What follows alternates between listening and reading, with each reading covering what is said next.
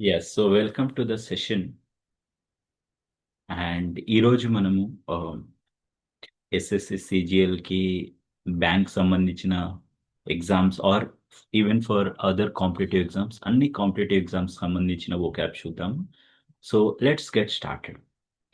First vocab వచ్చేసి okay screen okay. So ఇప్పుడు అందరికి కనిపిస్తుంది అనుకుంటాను.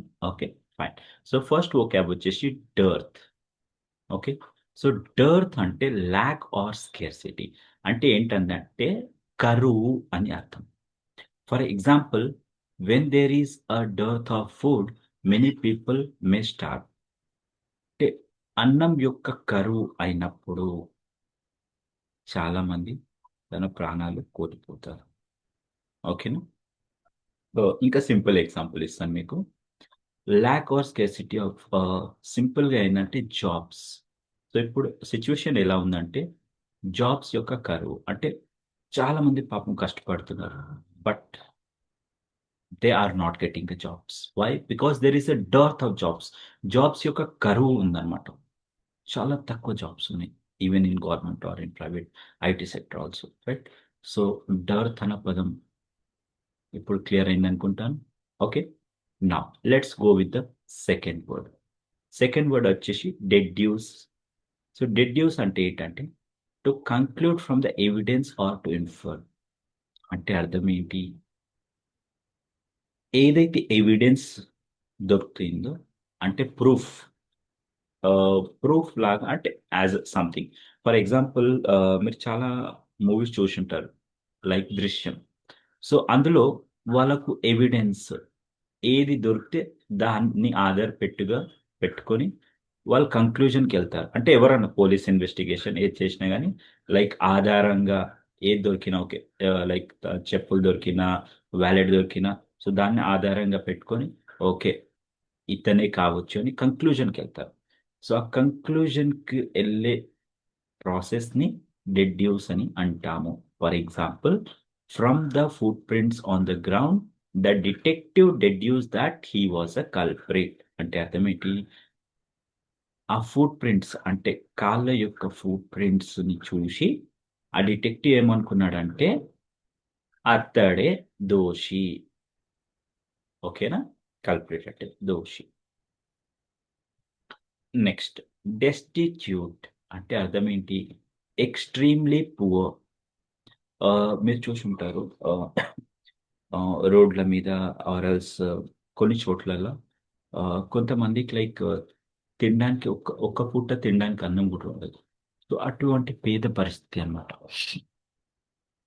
సో, అటువంటి పర్సన్‌కి లైక్ ఎవరికైతే ఒక పూట అన్నం దొరకదో అటువంటి పర్సన్‌కి like you can use the word destitute.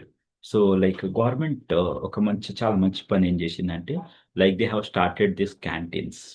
Right? Okay. Like రూ. 5, రూ. 10 సంథింగ్. అట్‌లీస్ట్ పాపం వాళ్ళకు తిండి ఒక పూట గాని, 2 పూట గాని తిండి పాపం వాళ్ళు తినగలుగుతున్నారు. ఓకే. సో, ఎప్పుడైనా మీరు ఎటువంటి సిట్యుయేషన్‌ని ఎప్పుడైనా మీరు ఫేస్ చేసినట్టయితే in case I don't think so you might have faced. In case ఇటువంటి పరిస్థితిలో ఉన్న ఎవరిని చూసినా గాని ఆహ్, హెల్ప్ చేయాలి. అండ్ ఆ సిట్యుయేషన్‌లో ఉన్న పర్సన్‌కి మీరు ఏ వర్డ్ యూజ్ చేయొచ్చు? Like you can use destitute. Like he is in a destitute situation or condition. So, ఇక్కడ ఒక సెంటెన్స్ ఉంది మనకు. To be left destitute is to be left without money or property. అంటే అర్థమేంటి? డెస్టిట్యూట్‌గా ఉండడం అంటే అర్థం ఏంటంటే మనీ ఇంకా ప్రాపర్టీ లేకుండా ఉండడం. ఇదే గాకుండా అన్నం అంటే లైక్ బేసిక్ నీడ్స్ గూడా ఉండకపోవడం. నెక్స్ట్ వర్డ్ వచ్చేసి ఎమినెంట్. ఎమినెంట్ అంటే అర్థం ఏంటంటే లెట్ మీ రైజ్ దిస్. చూడడానికి బాలేదు. హ్మ్. ఓకే. ఆ!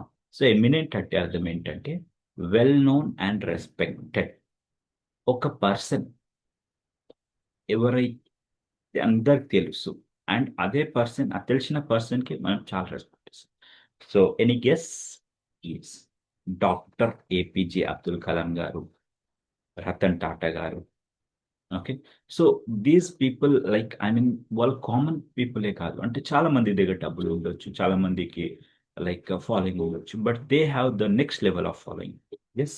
If you know any such person ఎవరైనా మీకు తెలిసుంటే please comment in the comment section. Okay. Like ఇలాగే ఎవరైనా గ్రేట్ దే వాళ్ళు ఈ great persons like even you can I always tell them sir. Why? Because they actually own the people, right? And they crave for that respect, like they deserve the respect. Okay. So in case మీకు ఎవరైనా తెలిసి ఉంటే like if you know such person, so please write in the comment section. Now, so what the sentence is? Sentence వచ్చేసి the entire audience fell silent when the eminent scientist walked onto the stage. So నార్మల్గా ఆడిటోరియంలో audience ఏం చేస్తారంటే అంటే guest వచ్చే వరకు వాళ్ళు ఏదో ఒకటి మాట్లాడుతుంటారు. అంటే మీరు కూడా చూసే ఉంటారు. ఓకే. అండ్ మీరు కూడా like once upon a time you might have also faced. So ఎప్పుడైతే ఆ eminent personality, eminent scientist stage మీదకి వచ్చారో అప్పుడు ఆడియన్స్ అంతా సైలెంట్ అయిపోయింది. అంటే అందరు సైలెంట్ అయిపోయారనమాట. Okay. Why? Due to the respect. ఓకేనా? ఇప్పుడు ఎవరైనా వచ్చారు, మనము అందరం సైలెంట్‌గా ఉన్నాము అంటే ఒక రెస్పెక్ట్ ఇస్తున్నాం. నెక్స్ట్ గ్యారులస్ అంటే అర్థం ఏంటి? Talkative or chatterbox. Simple టర్మ్స్‌లో చెప్పాలంటే నాన్ స్టాప్‌గా మాట్లాడడం అని అర్థం. అంటే మీ ఫ్రెండ్స్ ఎవరైనా ఉన్నారా ఇలా? In case if you have any such friend please comment in the comment section. అంటే నాన్ స్టాప్‌గా మాట్లాడుతున్నారు. మాట్లాడుతూనే ఉంటారు. అసలు ఆగరనమాట. So do you have any such friends? Talkative friends. Uh, by the way, like who used to talk more, girls or boys? Even comment in the comment section. Now, let's go ahead.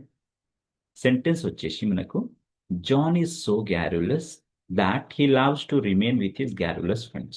అంటే అర్థం ఏంటంటే John అనే person ఎంత గ్యారులస్ అంటే ఎంత talkative person అంటే అతను ఎల్లప్పుడూ అంటే ఎప్పుడు తన యొక్క గ్యారులస్ ఫ్రెండ్స్‌తోనే, ఆ టాకెటివ్ ఫ్రెండ్స్‌తోనే ఉంటాడు obviously. So, this is the nature.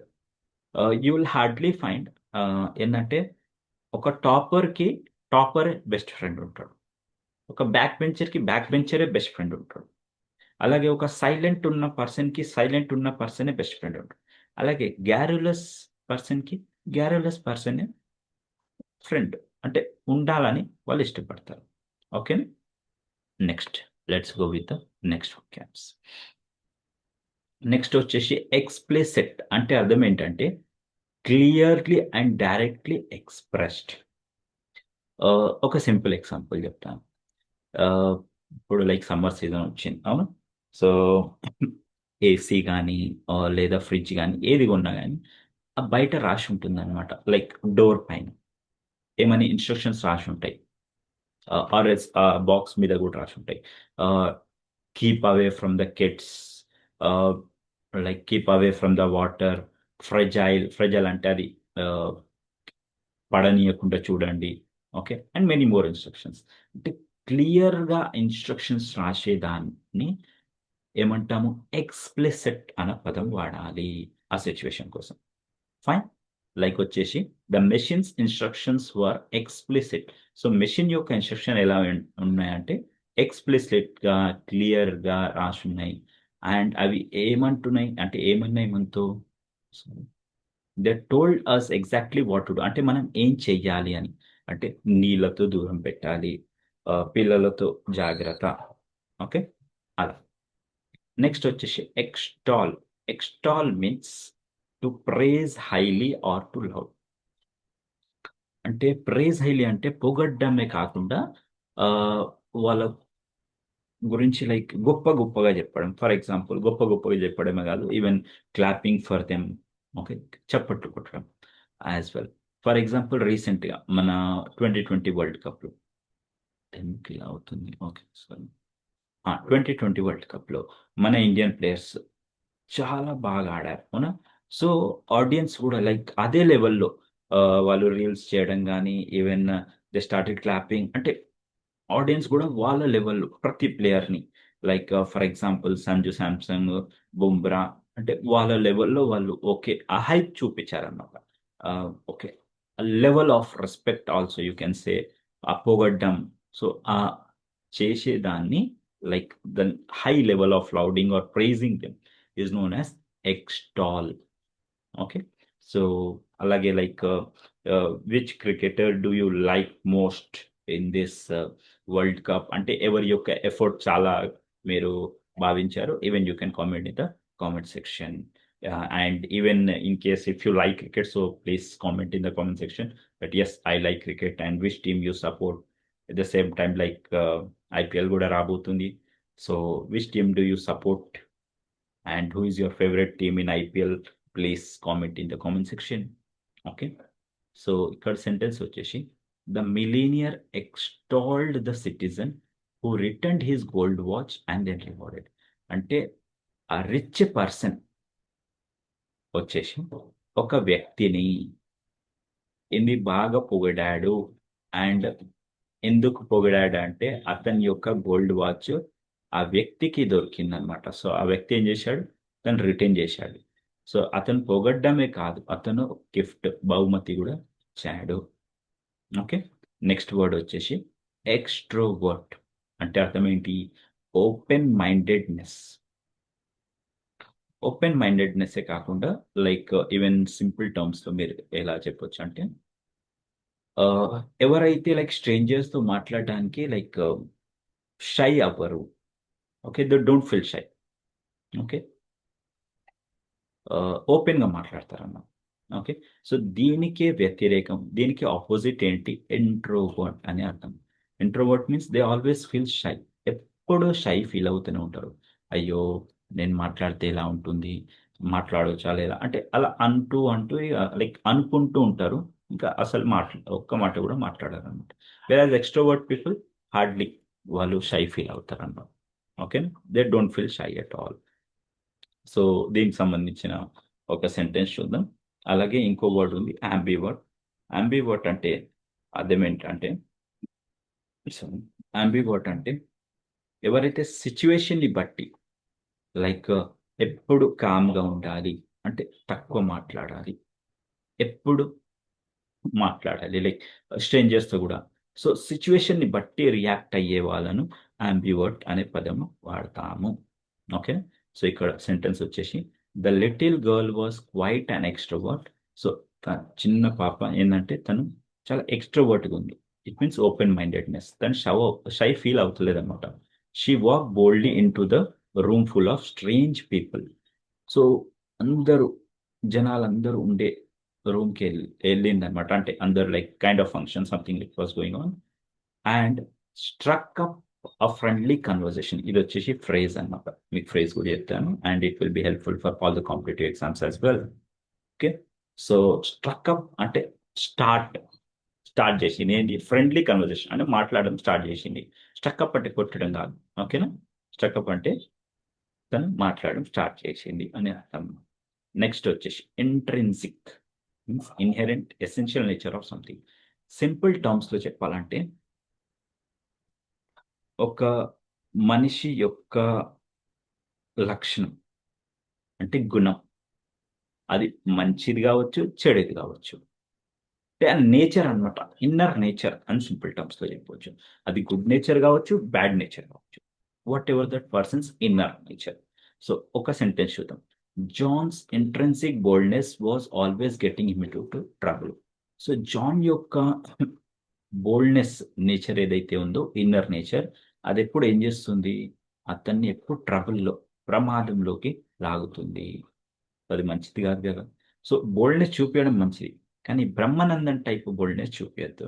ఏందంటే ఎప్పుడు ఓకే. బోల్డ్‌గా అయ్యి పాపం బకరా అయిపోవడం. ఓకేనా? సో, అలా చెయ్యొద్దు. Next is inveterate means habitual. అంటే అలవాటు అని అర్థం. Inveterate. Eric was an inveterate liar. అంటే తను అబద్ధాలు మాట్లాడకుండా అసలు ఉండలేడు. అతనికి ఎల్లప్పుడు అంటే ఆహ్, అలవాటే అన్నమాట మాట్లాడడం. అంటే నిజాలు అసలు మాట్లాడడు. Okay. So, Eric was an inveterate liar. Okay. Habit అన్నమాట చిన్నప్పటి నుంచి. That is what the meaning it is. So this is all for the day and మనం నెక్స్ట్ పార్ట్‌లో కలుద్దాం. And till then happy learning. బాగా చదువుతూ ఉండండి and all the very best for your competitive exams. Okay. So happy learning. Thank you.